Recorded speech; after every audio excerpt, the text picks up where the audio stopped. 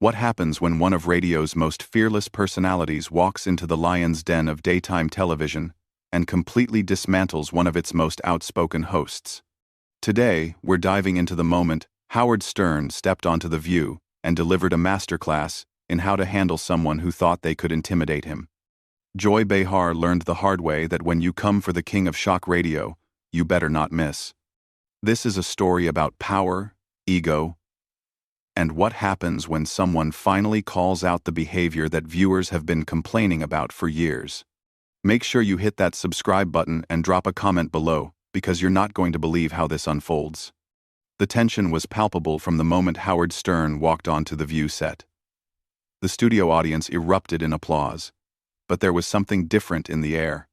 Joy Behar sat at the iconic table with her arms crossed, already wearing that expression that regular viewers knew meant trouble was brewing. She had been vocal about her disdain for Howard's brand of entertainment for years, calling it degrading and inappropriate on multiple occasions during the show. Well, Joy said, as Howard settled into the guest chair, her voice dripping with condescension. Look who decided to grace us with his presence. Howard Stern, the man who built an empire on shocking people and pushing boundaries. Tell me, Howard, do you ever feel responsible for lowering the standards of American media? The other hosts shifted uncomfortably in their seats. Whoopi tried to interject with a more diplomatic greeting.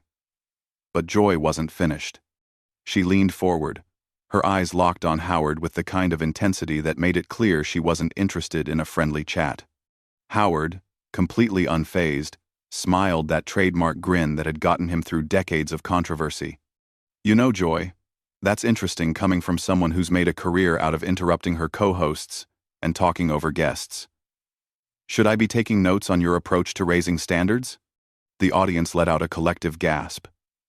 Joy's face immediately flushed red, and you could see her jaw clench. She wasn't used to guests who could match her energy, let alone turn it back on her. Excuse me? Joy snapped, her voice rising an octave. I've been in this business longer than you've been relevant, Howard. I don't need some shock jock telling me how to conduct myself. Relevant? Howard chuckled, leaning back in his chair with complete confidence. Joy, my show reaches millions of people every single day. When was the last time anyone under 40 actively chose to watch The View? I'm just curious about your definition of relevance. The studio fell dead silent. You could hear a pin drop as Joy's mouth opened and closed like she was trying to find words that wouldn't come. The other hosts looked like they wanted to crawl under the table. This wasn't going according to Joy's usual script, where she dominated the conversation and left guests scrambling to defend themselves. That's completely inappropriate, Joy stammered, clearly thrown off by Howard's direct approach. You can't just come on our show and insult our ratings, but you can come for my entire career and question my integrity? Howard shot back smoothly. See, this is what I find fascinating about people like you, Joy. You can dish it out all day long, but the moment someone serves it back to you with the same energy, suddenly it's inappropriate. That's not how this works. Joy turned to her co-hosts for support, but they were all avoiding eye contact. Sunny looked like she was studying her notes intensely, while Sarah was suddenly very interested in her coffee cup. Whoopi finally tried to step in. Okay, let's maybe take this down a notch and talk about Howard's new book, Whoopi suggested diplomatically. But Joy wasn't done. Her pride had been wounded, and she was doubling down. No. Whoopi, I want to address this. Howard, you've spent decades objectifying women, making crude jokes, and contributing to a culture that degrades people for entertainment. And now you're sitting here acting like you're some kind of victim because I called you out on it? Howard's expression didn't change, but there was a shift in his posture. He leaned forward slightly, his voice taking on a more serious tone. Joy, let me ask you something. How many times have you interrupted your female co-hosts mid-sentence this week alone? How many times have you dismissed their opinions or talked over them when they were trying to make a point? Because from where I'm sitting, it looks like you're describing your own behavior. The camera caught Joy's face perfectly at that moment, and the expression was priceless. Her eyes widened as if she couldn't believe someone had just said that to her on national television. The audience was completely silent, hanging on every word. That's not the same thing at all, Joy sputtered, her usual quick wit completely abandoning her. Isn't it though? Howard pressed on, his voice calm but cutting. You've built your career on being the person who says what others won't say, right? The tough questioner who doesn't let people off easy. So, why is it different when someone does the same thing to you? Why do the rules change when you're on the receiving end? Joy looked around the table again, clearly hoping one of her co-hosts would jump in and save her. But they all seemed to be watching this unfold with a mixture of fascination and horror. She had painted herself into a corner, and Howard was just getting started. I think there's a difference between asking tough questions and being deliberately provocative for shock value, Joy said, trying to regain her composure. Oh, absolutely, Howard agreed with a nod. The difference is that I'm honest about what I'm doing. I've never pretended to be anything other than what I am. But you sit at this table every day acting like you're some kind of moral authority while you bully your co-hosts and talk down to guests who don't share your worldview. At least I own my behavior. The tension in the studio was so thick you could cut it with a knife. Joy's hands were visibly shaking as she reached for her water glass, and you could see the wheels turning in her head as she tried to figure out how to respond to someone who wasn't intimidated by her usual tactics. Joy set her water glass down with a little too much force, the sound echoing through the silent studio. Her face had gone from red to a deeper shade of crimson, and you could see her trying to collect herself. But Howard wasn't giving her any breathing room. You know what I find really interesting, Joy? Howard continued, his tone conversational but with an edge that cut right through her defenses. You talk about degrading people for entertainment, but wasn't it just last week that you spent an entire segment mocking that young actress's outfit choice? What was it you called her? A fashion disaster who needed an intervention. Joy's mouth opened, but no words came out. The other hosts exchanged uncomfortable glances as Howard pressed on. And the week before that, didn't you spend 10 minutes making jokes about that politician's weight? Really detailed, personal attacks about his appearance? But somehow that's different from what I do because you're doing it in the name of political commentary? That's not the same thing, Joy finally managed, her voice noticeably strained. When we critique public figures, it's about holding them accountable. Accountable for what exactly? Their clothing choices? Their body weight? Their personal appearance? Howard leaned back in his chair with that knowing smile. Come on, Joy. Even you don't believe that. You do it because it gets laughs and keeps people watching. Which, by the way, is fine. Just be honest about it instead of pretending you're on some moral high ground. Sarah tried to jump in at this point, clearly sensing that Joy was drowning. Howard, I think what Joy is trying to say is that there's a difference between commentary and exploitation. Howard turned his attention to Sarah with a polite smile. Sarah, I appreciate you trying to help your colleague out, but I'm pretty sure Joy can speak for herself. Unless, of course, she's suddenly lost the ability to interrupt people and dominate conversations. The shade was so perfectly delivered that even some audience members couldn't suppress their reactions. You could hear a few scattered chuckles, which only made Joy's face redden further. I don't dominate conversations, Joy said through gritted teeth. I facilitate discussion. Is that what we're calling it? Howard raised an eyebrow. Joy, I've been watching clips of this show for years, and I can count on one hand the number of times you've let a guest finish a complete thought without cutting them off. You've interrupted me 17 times in the last 5 minutes alone. That's not true, Joy protested. Would you like me to have the producers count it back? Howard offered casually. I'm sure they've got the footage. Or better yet, let's test it right now. Why don't you let me speak for 60 seconds without saying a word? Just 60 seconds. Joy's eyes darted around the table again. She was trapped, and she knew it. If she interrupted him, she'd prove his point. If she didn't, she'd look weak and controlled. It was a masterclass in psychological warfare, and Howard was winning decisively. "Fine," Joy said curtly, crossing her arms. "Go ahead." Howard smiled and checked his watch. "Perfect. Starting now." You know, Joy, what's fascinating about this whole interaction is that it perfectly illustrates everything that's wrong with the current state of media.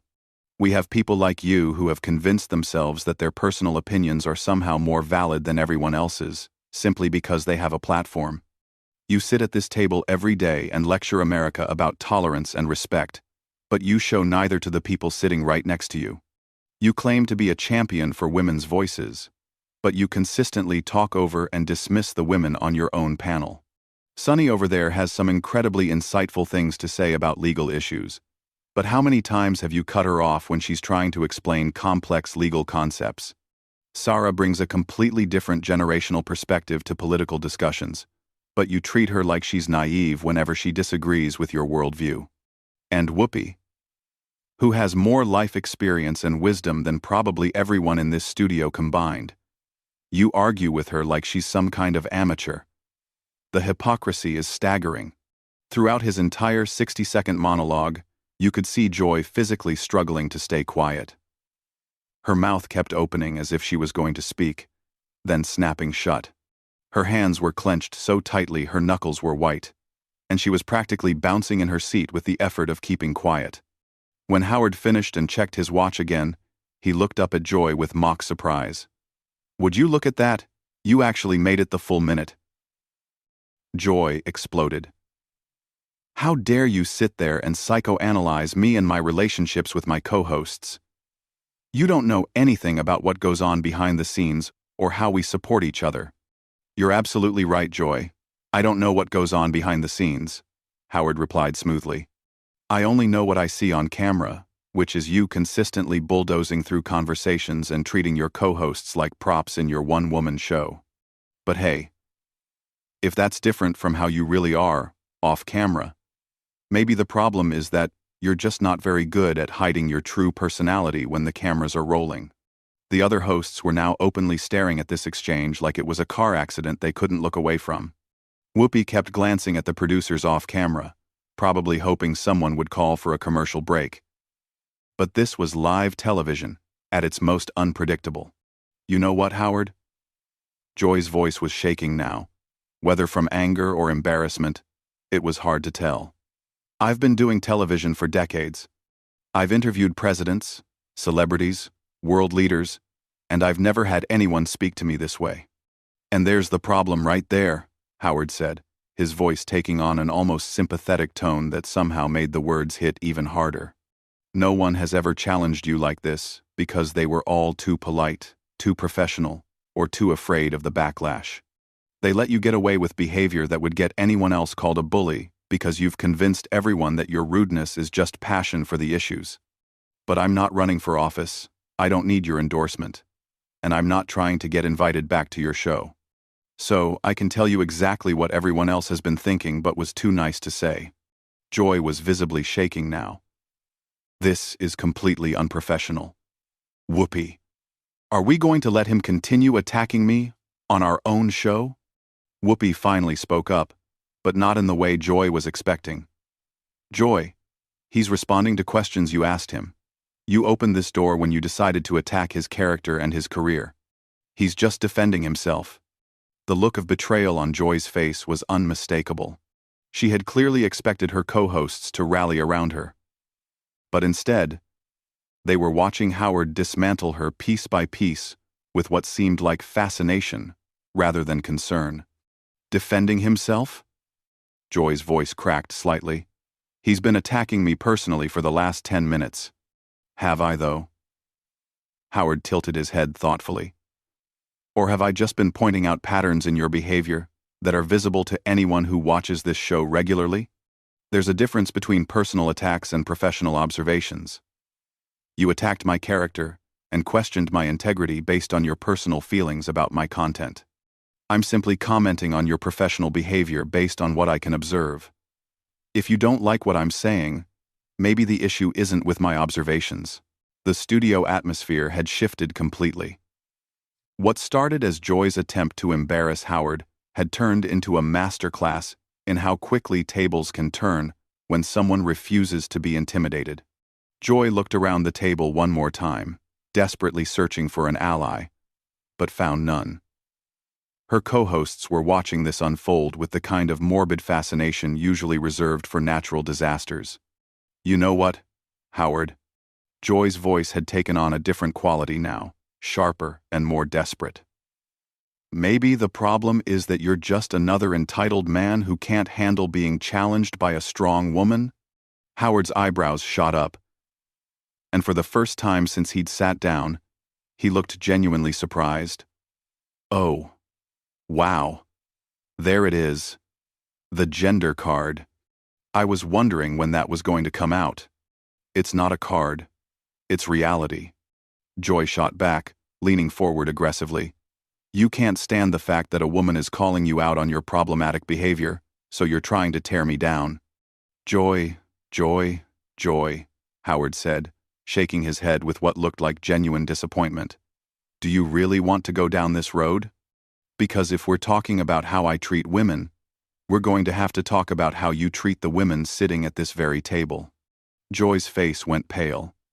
She knew she had made a tactical error, but there was no taking it back now. Let's talk about strong women, shall we? Howard continued, his voice taking on the tone of someone who was about to deliver a knockout punch. Sonny graduated from law school, worked as a prosecutor, and has an encyclopedic knowledge of the legal system.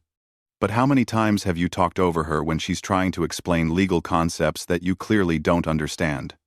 Sarah represents an entire generation of women who are trying to navigate politics and social issues in a completely different landscape than the one you grew up in. But you dismiss her perspectives as naive whenever they don't align with yours. And Whoopi, who has achieved more in entertainment and activism than most people could dream of, you argue with her like she's some kind of amateur who doesn't know what she's talking about. Each word was hitting its target with surgical precision. You could see Joy's face cycling through different emotions: anger, frustration, embarrassment, and something that looked almost like panic. That's not how I treat them, Joy protested weakly. Really? Howard turned to address the other hosts directly. Ladies, honest question. In the years you've been working with Joy, how many times has she interrupted you mid-sentence, dismissed your opinions, or talked over you when you were trying to make a point? The silence was deafening. Sonny and Sarah exchanged glances, clearly uncomfortable being put on the spot, but you could see the truth in their expressions. Whoopi looked like she was weighing whether to throw Joy a lifeline or let her drown. See, this is what I mean about you playing the gender card, Howard said, turning back to Joy.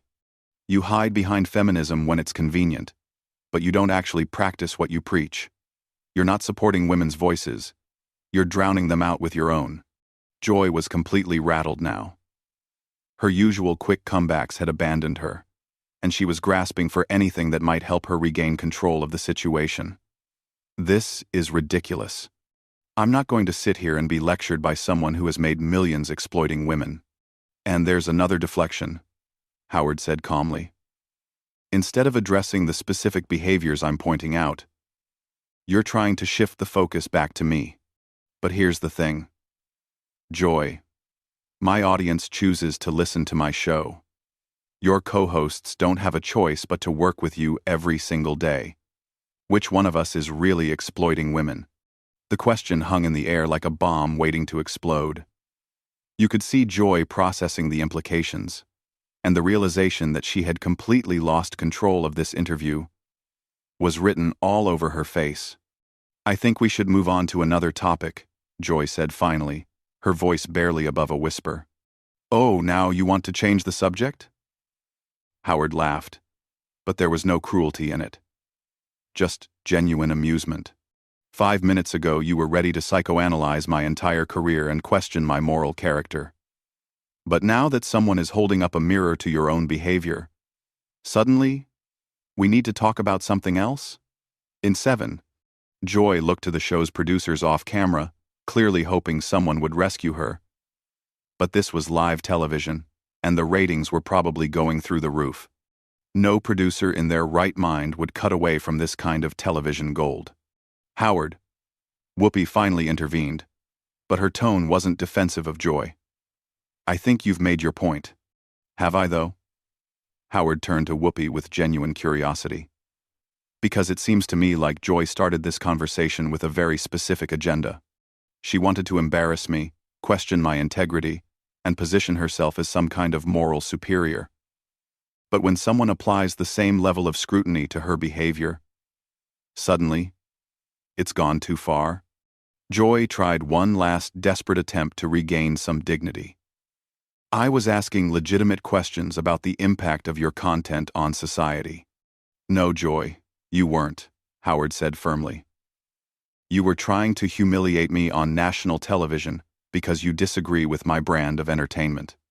There's a difference between asking tough questions and launching personal attacks.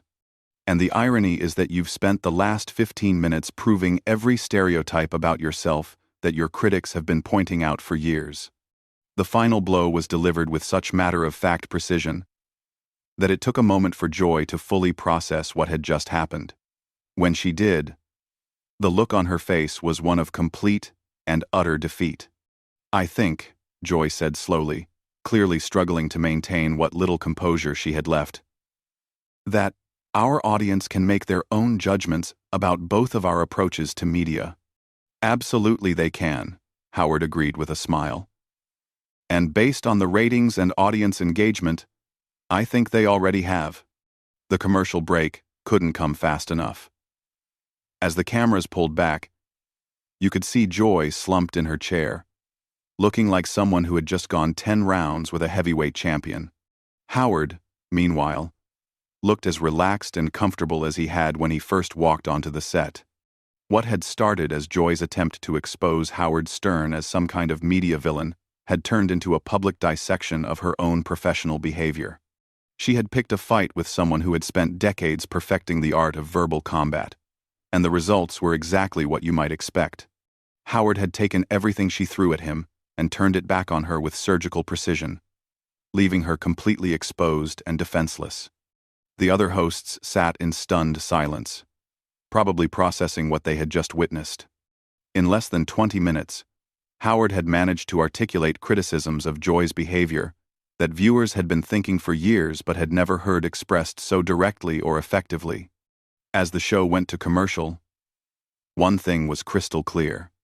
Joy Behar had learned the hard way that when you come for someone who has made a career out of not backing down, you better be prepared for the consequences. Howard Stern had just delivered a masterclass in how to turn the tables on someone who thought they held all the cards. That's the story of how one of daytime television's most outspoken hosts met her match in spectacular fashion. What do you think? Did Joy Behar get what she deserved? Or did Howard Stern go too far? Drop your thoughts in the comments below and make sure to subscribe for more incredible moments like this one.